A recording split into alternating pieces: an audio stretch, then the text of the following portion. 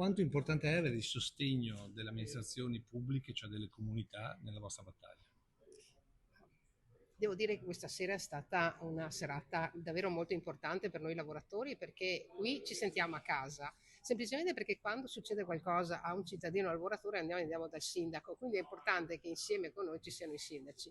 Abbiamo avuto il sostegno fin da subito del sindaco di Susegana, di Montesel, abbiamo avuto fin da subito il sostegno di tutte le comunità che si sono riunite a Susegana e sentiamo che stanno insieme con noi. È una cosa veramente importante perché noi faremo la nostra battaglia per salvaguardare la nostra produzione, il nostro stabilimento, il nostro lavoro, il nostro stipendio. Importante che i sindaci e le amministrazioni comunali siano con noi. Senta, perché ha detto, qualcuno è arrivato qua e ha detto tranquilli, tanto c'è la cassa integrazione, in qualche maniera poi si risolve, perché voi avete detto di no?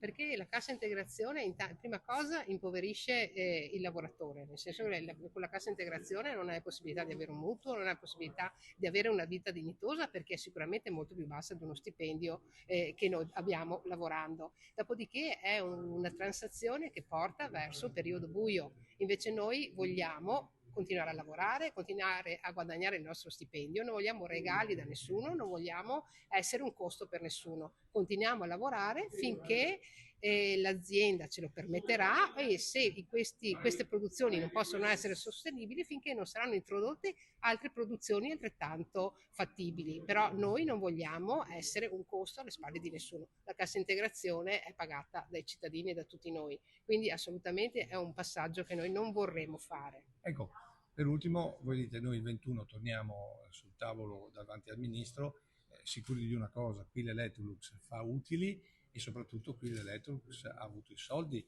per poter rimanere qua. Sì, sicuramente l'Electrolux è un'azienda in attivo, quindi fa molti utili, non è in negativo, ha avuto molti soldi per costruire anche le nuove linee di montaggio, per automatizzare la fabbrica e quindi le possibilità le ha tutte di continuare la produzione. Noi continueremo a chiedere anche a questo governo che se ci sono soldi siano vincolanti. Se ci sono i soldi l'azienda deve rimanere in Italia, se non vuole, se ci sono i soldi e va via deve restituirli. Solo così riusciremo a garantire le nostre produzioni in Italia e che Electrolux rimanga una fabbrica che produce qui. Oh, così si è capito.